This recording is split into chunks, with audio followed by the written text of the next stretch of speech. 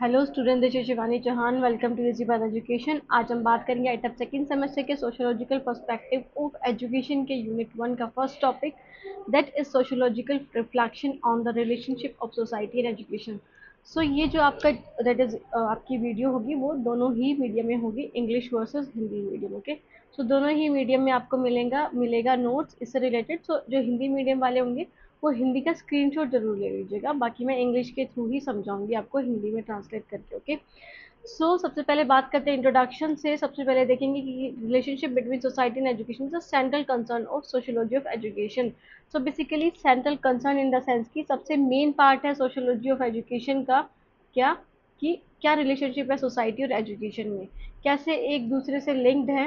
Okay, कि education का क्या रोल है सोसाइटी को अपलिफ्ट करने के लिए, या फिर क्या नेगेटिव वेज है या नेगेटिव फीचर्स है, या पॉजिटिव है या नेगेटिव है, कैसे वो इनइक्वालिटी को जन्म देता है या इक्वालिटी को प्रमोट करता है। सो बेसिकली इन सब चीज़ों के बारे में पढ़ेंगे।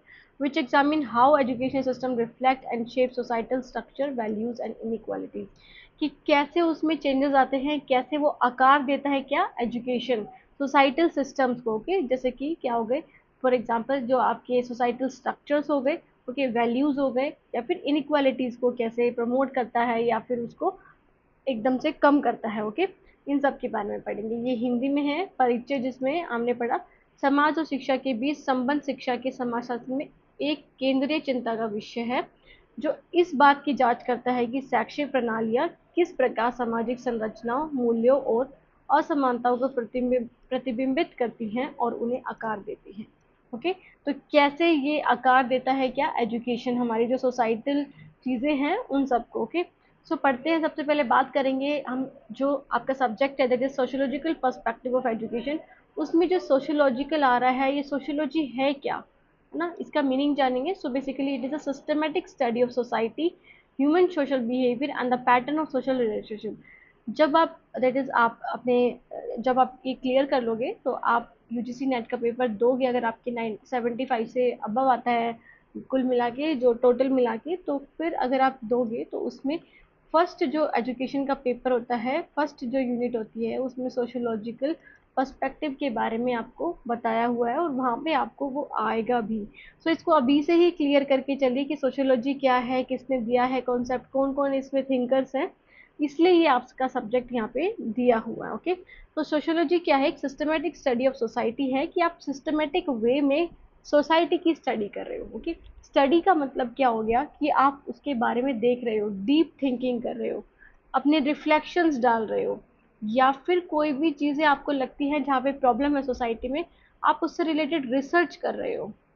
ओके, सो बेसिकली ये so human social behaviour and pattern of social relationship, की कैसे एक दूसरे से हम रिलेटेड हैं, है ना, तो क्या क्या चीज़ें हैं जो रिलेटेड हैं, जो अनरिलेटेड हैं, कैसे it examines how individual interact with each other, कि कैसे एक इंसान दूसरे इंसान से इंटरेक्ट करता है, बातचीत करता है, उसके साथ घुल मिलता है, and how social institutions like family, education, religion, government and economy shape our lives, कि कैसे ये जो सोशल इंस्टीट्यूशंस हैं, जैसे हमारी फैमिली हो गई, जैसे हमारी हमें कैसी एजुकेशन मिली है, रिलीजन कौन सा है, गवर्नमेंट कैसी है, हमारी गवर्नमेंट का टाइप, इट मीन्स कि कौन सी अभी गवर्नमेंट है, और इकोनॉमी कैसी है, उन सब से हमारी ज़िंदगी पर प्रभाव पड़ता है। इसी चीज़ को ये बताता है, इसी चीज़ के ऊपर ये स्टडी होती है सोशियोलॉजी में।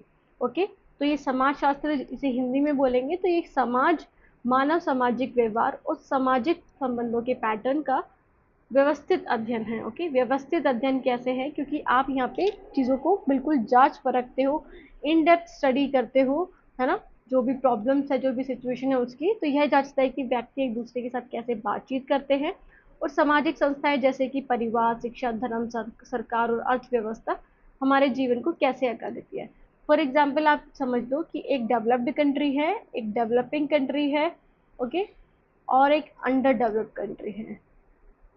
ओके, तीन तरह की हैं। तो डेवलप्ड कंट्री में कैसे आपकी सोसाइटी होगी, क्या नॉर्म्स होंगी, क्या वैल्यूज होंगी, डेवलपिंग में कैसे होगा और अंडर डेवलप्ड में कैसे होगा, तीनों ही डिफरेंट होगी। ओके, तीनों में ही जो लोग होंगे उनको बेशक सेम प्रकार की एजुकेशन, वही सिस्टम मिल रहा हो, 12th लेवल की स्टडी, बट उनकी सोच में, उनके विचार में, उनके कल्चर में बहुत ज़्यादा डिफरेंस होगा। तो हर चीज़ पे डिपेंड होती है हमारी लाइफ, ऐसा नहीं कि सिर्फ आपकी फैमिली कैसी है उस पर डिपेंड होती है। Okay, so after that is education as a social institution. तो एजुकेशन एक सोशल इंस्टीट्यूशन कैसे है, मतलब एक सामाजिक इंस्टीट्यूशन कैसे है एजुकेशन, तो education is considered a social institution much like the family, religion और द इकोनॉमी। तो एजुकेशन भी एक पार्ट है सोशल इंस्टीट्यूशन का। इट मीन्स कि हम बोलते हैं ना, school is the miniature of society. School is the miniature, अगर आपने नहीं सुना है तो आप सुन लीजिएगा, ये आपके पेपर में भी पूछा जा सकता है। School is the miniature of society. Okay, तो ये क्यों है मिनिएचर? बिकॉज यहाँ पे हर तरह के लोग होते हैं, हर तरह के बच्चे बच्चे होते हैं। आपके फ्रेंड्स देखो, आपके फ्रेंड सर्कल होता है उसमें, कि आप किसी से कास्ट और ये सारी चीज़ें करके फ्रेंडशिप करते हैं, नहीं, सब कुछ मतलब सारे लोग मिलजुल कर रहते हैं। तो एक तरह से हमारी जो एजुकेशन है, हमारा जो एजुकेशन सिस्टम है, वो भी एक सोशल इंस्टीट्यूशन है, क्योंकि यहाँ पे हम फैमिली, रिलीजियन और इकोनॉमी, ये इसी तरह से अफेक्ट करता है हमारी लाइफ को, जैसे हमारी फैमिली करती है, हमारा रिलीजन करता है और हमारी इकोनॉमी करती है। It is structured system with formal roles. But इसमें क्या होता है कि एक फैमिली में क्या होगा, आप इनफॉर्मल तरीके से रहते हो, इनफॉर्मल तरीके से बातचीत करते हो। सोसाइटी में एक इनफॉर्मल तरीके से रहते हो। बट एजुकेशन एक ऐसा कॉन्सेप्ट है, या फिर स्कूल या कॉलेजेस ऐसी जगह हैं जहाँ पे आप एक फॉर्मल रोल निभाते हो। मतलब आप वहाँ पे स्टूडेंट बन के जाते हो। वहाँ पे कुछ नॉर्म्स होते हैं, कुछ वैल्यूज होते हैं, कुछ रूल्स होते हैं that contribute to the functioning and stability of the society, जो हमें सिखाती हैं कि हमें कैसे ये रूल्स हैं उनका पालन करना है। ओके, कैसे हमें अपने सोसाइटी की अपलिफ्टमेंट के लिए काम करना है, मतलब उसको बढ़ाने के लिए। Okay, so functions of education in society. अब एजुकेशन का क्या फंक्शन है हमारी सोसाइटी में? ओके, सबसे पहले तो सोशलाइजेशन, है ना। सोशलाइजेशन एक तो प्राइमरी तरह से हो सकता है, दूसरा सेकेंडरी, मतलब दो तरह के लोगों या दो तरह के एजेंट होते हैं सोशलाइजेशन में। प्राइमरी में तो हमारी फैमिली आ जाती है, जो हमारे फैमिली मेम्बर्स होते हैं।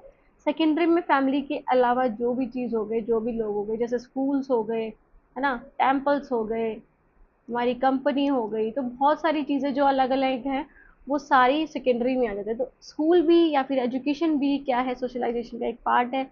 हमें समाजीकरण करना सिखाता है, मतलब एजुकेशन हमें ट्रांसमिट करता है हमारे कल्चर, हमारे वैल्यूज़, हमारी लैंग्वेज और हमारे norms from one generation to another. Okay, तो हम एजुकेशन की हेल्प से क्या कर सकते हैं, हमारी जनरेशन से दूसरी जनरेशन पे उसका प्रभाव डाल सकते हैं, है ना। हमारे पास एजुकेशन है, इसका मतलब हम आगे आने वाली जनरेशन को बहुत अच्छे से पढ़ा पाएंगे, अपने हिसाब से जो हमने पढ़ा है वो वैल्यूज़ उनको सिखा पाएंगे। और अगर एजुकेशन नहीं होगी तो वही खून खराबा और जो चीज़ें हो रही हैं वही होंगी। ओके, सोशल इंटीग्रेशन क्या होता है? इट प्रमोट नेशनल, मतलब सोशल इंटीग्रेशन को भी प्रमोट करता है हमारी एजुकेशन। कैसे?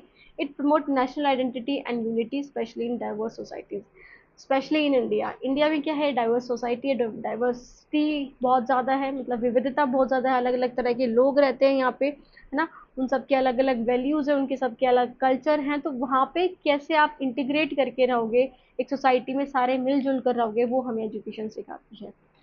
कल्चरल इनोवेशन, मतलब school are sites where new knowledge is created and share. तो स्कूल एक ऐसी जगह है जहाँ पे नई नॉलेज का निर्माण होता है, नई नॉलेज को शेयर करते हो, मतलब आप जो आपका ज्ञान है, टीचर आपसे अपना ज्ञान शेयर करते हैं, नई नॉलेज का निर्माण करते हैं, कोई नई चीज़ें डेवलप करते हो, तो वो एजुकेशन के ज़रिए ही करते हो। सोशल प्लेसमेंट होती है, तो education source individual into different roles and careers.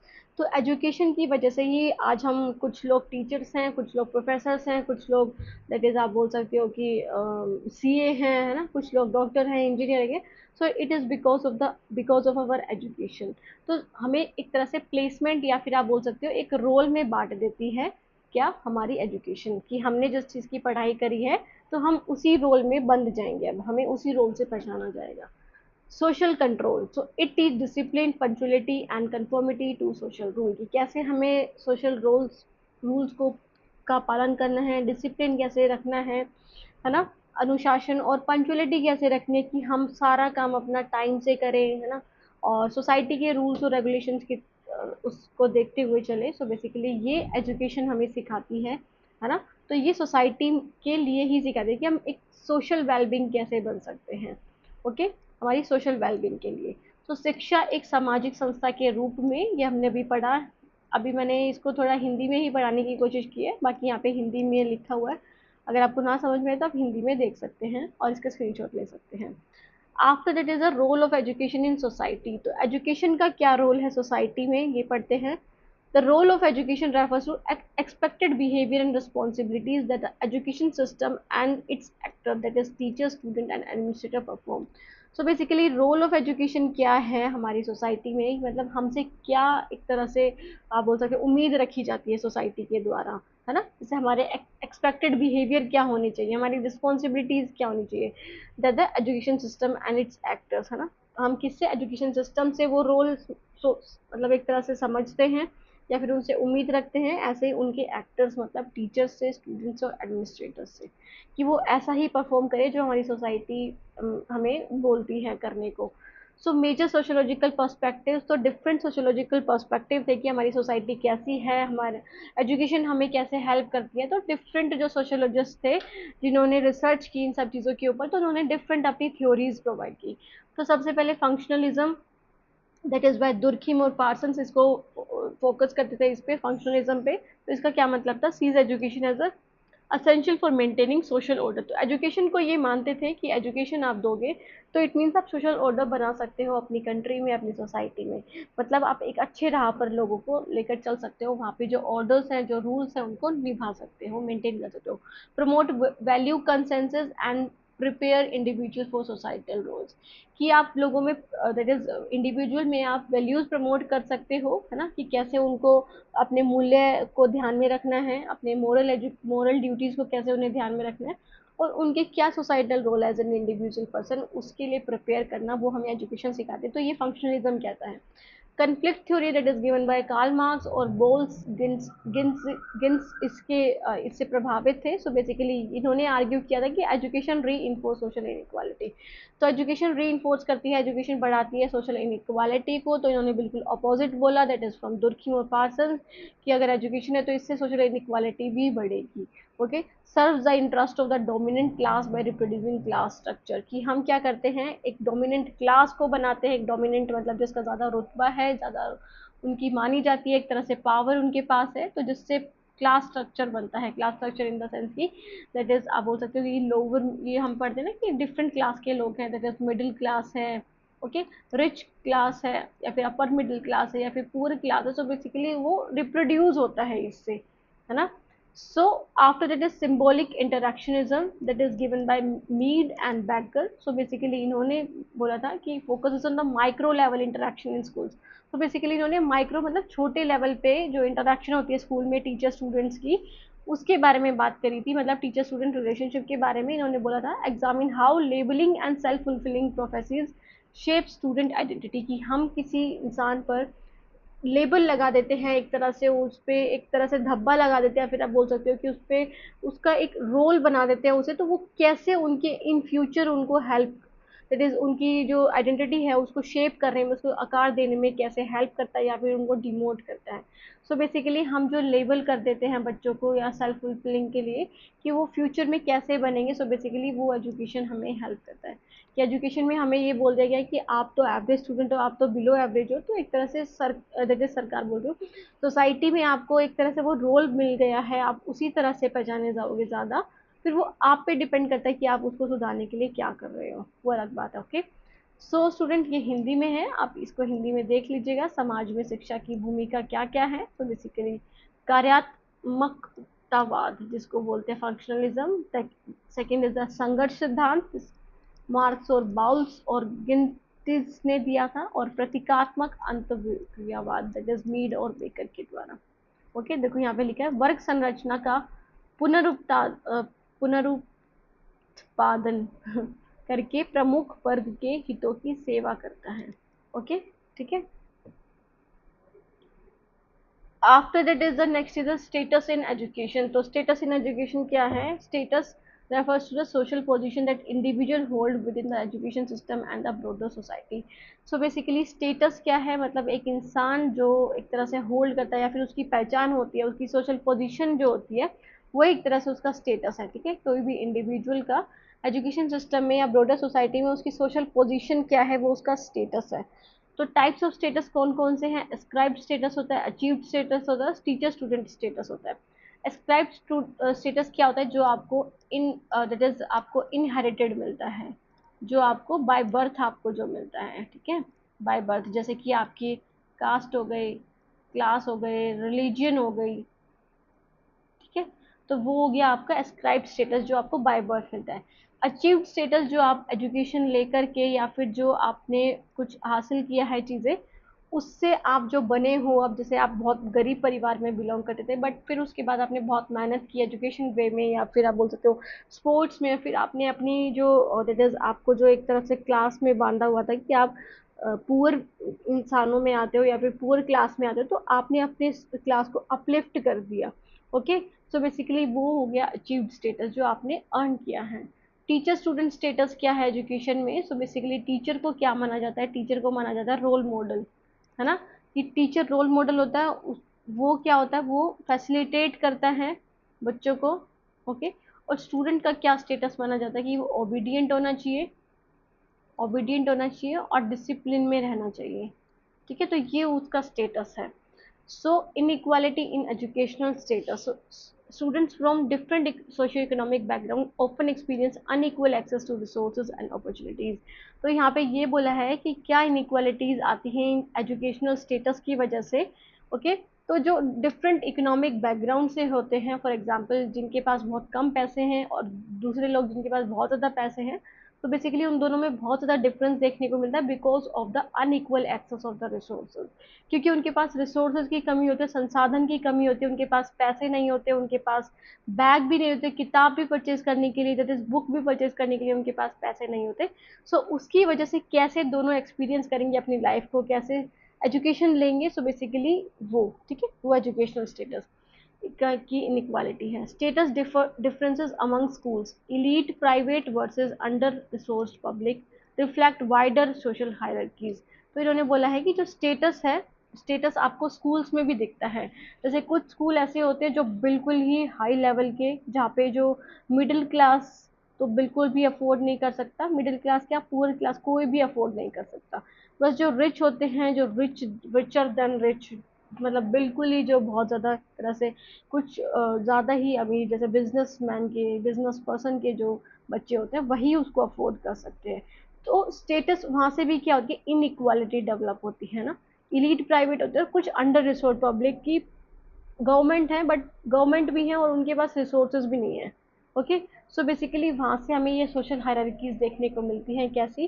कि कोई अपर क्लास है, किसी का स्टेटस बहुत अच्छा है, मतलब आप उसके कपड़ों को देख के स्टेटस मान लेते हो कि उसकी क्या पोजीशन है, उसको जो इनहेरिटेड मिली है, जैसे अब अडानी का बेटा है या अंबानी का बेटा है, उसका स्टेटस क्या है, उसकी सोशल पोजीशन क्या है, कि वो रिच क्लास से बिलोंग करता है।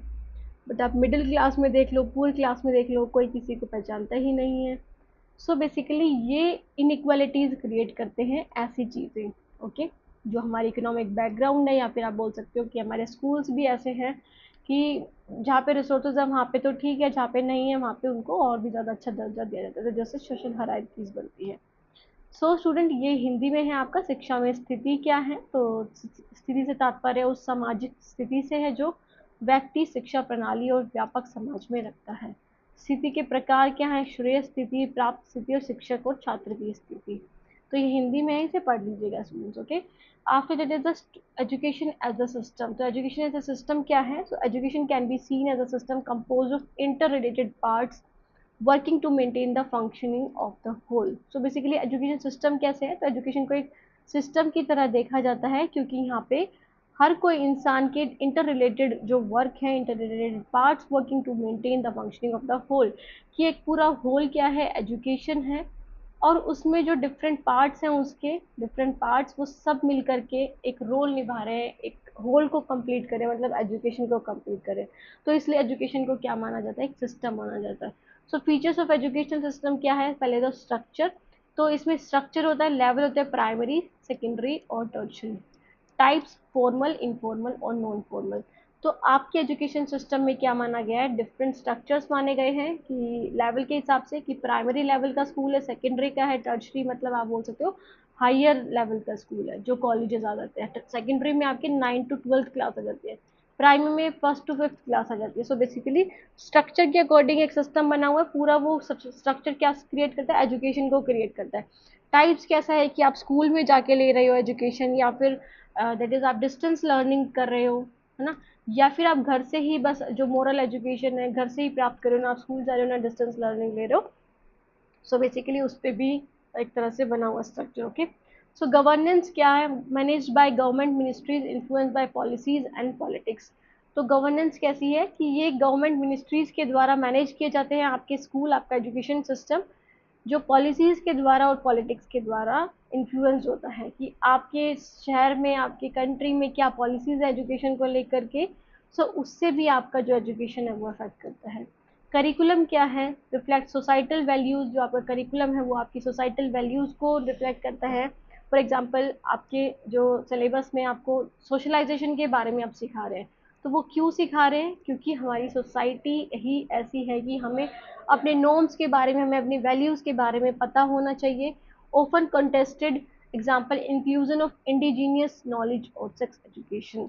तो करिकुलम में सोसाइटल वैल्यूज को मतलब ये सारी चीज़ें बहुत कम, एक तरह से आप बोल सकते हो कि ये सारी चीज़ें सिखाना बहुत ज़रूरी है। ठीक है, तो जिस पर अक्सर विवाद होता है कि कुछ ऐसी भी चीज़ें हैं जिस पे अगर इंक्लूड कर दी तो उस पर थोड़ी लड़ाई और ये सब चीज़ें भी क्रिएट हो जाती है, बिकॉज हमारा जो एक तरह से आपने वो बनाया हुआ ना सोशल सिस्टम बनाया हुआ वो ऐसा ही है, वो चेंज नहीं होना चाहते लोग। बट अगर आप देखो जो कंट्रीज लाइक यूएसए, चाइना, है ना, जो डेवलप्ड कंट्री वहाँ पे इसको बहुत नॉर्मली सिखाया जाता है बहुत, और ये सिखानी भी चाहिए। जैसे कि हमें स्वदेशी ज्ञान के उसको हटाकर अब हम क्या पढ़ाने लग रहे हैं? अब हम इंग्लिश में पढ़ाने लग रहे हैं। ओके, संस्कृत को बिल्कुल भूल गए हैं, संस्कृत को कोई याद ही नहीं रखता है। तो बेसिकली उसको प्रमोट ही नहीं किया जा रहा, और यौन शिक्षा का समावेश, ये सब तो इंक्लूड ही नहीं करने दिया जाता है अपने करिकुलम में। ओके, सो असेसमेंट क्या है? Standardize testing and evaluation practices can reproduce inequalities. कि जो स्टैंडर्डाइज टेस्टिंग होती है कि सभी बच्चों के लिए एक ही आकार का असेसमेंट किया जाता है, कि जो स्लो पेस लर्नर है उसके लिए भी वही एक तरह से आप टेस्ट बना के देते हो, जिसका हाई आईक्यू है उसके लिए भी, और जो एवरेज है उसके लिए भी। तो स्टैंडर्डाइज टेस्टिंग या फिर इवैल्यूएशन प्रैक्टिसेस, उससे भी इनइक्वालिटीज पैदा होती है। जैसे कि एक घर में बहुत कम रिसोर्सेज है, एक घर में बहुत ज़्यादा रिसोर्सेज है, तो ऑब्वियस सी बात है कि जिसके पास ज़्यादा रिसोर्सेज है उसके पास होने के या फिर उसके अच्छे मार्क्स आने के ज़्यादा चांसेस हैं। तो आप ऐसा टेस्ट क्रिएट कर सकते हो जहाँ पे आप सबको ध्यान में लेकर चलो, बट वो बहुत कम जगह होता है। तो स्टैंडर्डाइज टेस्टिंग जो बनाई हुई है उससे एक तरह से इनइक्वालिटीज पैदा होती हैं। ठीक है, असमानताएं। स्ट्रेटिफिकेशन मतलब वर्गीकरण कर देते हैं, है ना, वर्गीकरण। तो system sort students into different tracks और पाथवेज। तो जो हमारा सिस्टम होता है एजुकेशन सिस्टम, वो हमें डिफरेंट ट्रैक या पाथवेज पे एक तरह से अलग कर देता है। जैसे एकेडमिक वर्सेस वोकेशनल, कि आप एकेडमिक में ज़्यादा अच्छे हो तो आप बहुत अच्छे माने जाओगे, बट आप वोकेशनल मतलब स्किल नॉलेज है आपके पास, दैट इज आपको सिलाई बुनाई के बारे में पता है, आपको that is clay making, pottery making के बारे में पता है, तो उसको ज़्यादा अच्छा नहीं मानेंगे, उसको बोलेंगे कि ये तो पढ़ाई से अलग ही है बिल्कुल। तो एक तरह से वहाँ पे आपको सॉर्ट कर दिया, मतलब आपको क्लासिफाई कर दिया है डिफरेंट वेज के अकॉर्डिंग, कि एक एकेडमिक में अच्छा है, एक वोकेशनल में अच्छा है, अफेक्टिंग लाइफ चांसेस, जिससे आपके लाइफ चांसेस भी अफेक्ट होते हैं। तो जैसे यहाँ पे दिया हुआ है, स्तरीकरण प्रणाली छात्रों को अलग अलग श्रेणियों में बांटती है। ट्रैक या रास्ते जैसे कि शैक्षणिक बनाम व्यावसायिक जीवन के अवसरों को प्रभावित करते हैं। ओके, कि आप एकेडमिक वे को चुनोगे या फिर वोकेशनल वे को चुनोगे। सो बेसिकली ये आप पे डिपेंड करता है और इससे आपकी पूरी लाइफ अफेक्ट होती है। After that is the educational practices. So practice refers to the day-to-day methods and behavior within educational setting that reflect broader societal norms. तो प्रैक्टिस क्या होता है, एजुकेशनल प्रैक्टिसेस क्या होती है? तो मतलब day to day methods in the sense कि जब आप पूरी दिनचर्या में जो चीज़ें करते हो, जैसा आपका बिहेवियर है आपके एजुकेशनल पॉइंट ऑफ व्यू से, जिससे आपके जो ब्रॉडर सोसाइटल नॉर्म्स है वो अफेक्ट होते हैं। फॉर एग्जांपल आप घर से बाहर निकलते हो और बुलेट लेके बस वो पटाखे फोड़ते रहते हो उसमें, और दैट इज आप फिर अब्यूजिव लैंग्वेज यूज कर रहे हो, किसी बात नहीं मान रहे हो, ट्रैफिक रूल्स को तोड़ रहे हो, तो बेसिकली आपकी जो प्रैक्टिस है, मतलब डे टू डे मेथड आपका ये हो गया कि आप ये सारे काम करते हो। तो इससे आपके नॉर्म्स के बारे में पता चल गया, है ना, इससे आपके सोसाइटल नॉर्म्स के बारे में पता चला कि आप कैसे सोसाइटी, कैसी कम्युनिटी में रहते हो। ओके, सो एग्जाम्पल्स क्या हैं? Just a minute. एग्जाम्पल्स क्या हैं? टीचिंग मेथड्स, तो जैसे traditional versus student centred approach, कि आप कौन सा मेथड को यूज़ कर रहे हो, ट्रेडिशनल मेथड को पढ़ाने में या फिर स्टूडेंट सेंटर्ड अप्रोच को यूज़ कर रहे हो। मतलब जैसे आप क्रिटिकल थिंकिंग को ज़्यादा प्रमोट कर रहे हो, जस्ट क्रिटिकल थिंकिंग को प्रमोट कर रहे हो, क्रिटिकल टीचिंग को या फिर पेडागोजी को प्रमोट कर रहे हो, या फिर आप बच्चों को एआई के थ्रू चीज़ें सिखा रहे हो, है ना, या फिर आप ट्रेडिशनल टीचिंग ही करा रहे हो, वही बस रोट मेमोराइजेशन कराते जाना, रोट मेमोराइजेशन। ओके, तो वो डिपेंड करता है। Okay, after that is a discipline and control, so reflect societal values on authority and order. So basically आपका जो डिसिप्लिन है और कंट्रोल है वो आपकी सोसाइटल व्यूज को रिफ्लेक्ट करता है कि आपके ऊपर कितनी ऑथोरिटी है, आप कितना मानते हो कितना नहीं मानते हो चीज़ों को। Okay, language of instruction may privilege dominant culture and languages. So मतलब आपकी लैंग्वेज ऑफ इंस्ट्रक्शन आप किस भाषा में बोल रहे हो, तो वो डिपेंड करता है कि जो ज़्यादा लोग बोल रहे हैं उसको ज़्यादा प्रिविलेज दी जाएगी, उस कल्चर को, उस लैंग्वेज को ज़्यादा प्रिविलेज दी जाती है। Inclusive versus exclusive practices, practices that support और hinder the participation of marginalised group, example students with disabilities, ethnic minorities.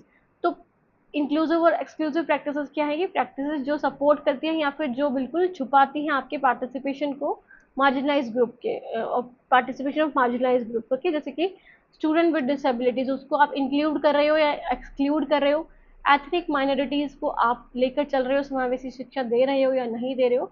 So basically ये कुछ प्रैक्टिसेस होती हैं जो आप करते हो एजुकेशन के लिए। ओके, सो हिडन करिकुलम क्या है, unwritten norms, values and belief taught in schools, example obedience, competition, gender roles। कि जो चीज़ें लिखी नहीं है कहीं पे, जो करिकुलम तो है, जो पार्ट ऑफ करिकुलम तो है, बट वो कहीं लिखा नहीं, कभी किसी ने मेंशन नहीं किया, बस वो आपकी सोसाइटी से आपके अंदर डेवलप होता है कि आपको कैसी टीचिंग कराई जा रही है, आपको नॉर्म्स के बारे में, आपको जेंडर रोल्स के बारे में क्या बताया जा रहा है, आपको ये बताया जाएगा कि लड़कियां तो सिर्फ सिलाई करेंगी और लड़के हॉर्स राइडिंग करेंगे। ओके, सो बेसिकली ये क्या है, लड़के स्पोर्ट्स में जाएंगे। सो बेसिकली आप उसके थ्रू बच्चों को जेंडर रोल्स के बारे में बता रहे हो कि आपके क्या रोल्स है, और बच्चे वही डेवलप करके चलते हैं फिर। ओके, तो शैक्षिक अभ्यास के बारे में भी हमने पढ़ा, और कोई डाउट है तो पूछ लेना, ठीक है। सो स्टूडेंट, ये थी हमारी वीडियो। कोई डाउट रह गया तो आप कमेंट सेक्शन में कमेंट कर सकते हैं, इंस्टाग्राम से, टेलीग्राम से और व्हाट्सएप चैनल से जुड़ना ना भूलिएगा। बाकी आपको डिस्क्रिप्शन में सारी प्लेलिस्ट मिल जाएंगी आपकी, that is of I tape second Sam. Okay, I tape second same की सारी प्लेलिस्ट आपको मिल जाएंगी, हिंदी और इंग्लिश मीडियम में, उसके नोट्स भी हैं आपको टेलीग्राम पे, वो भी मिल जाएंगे।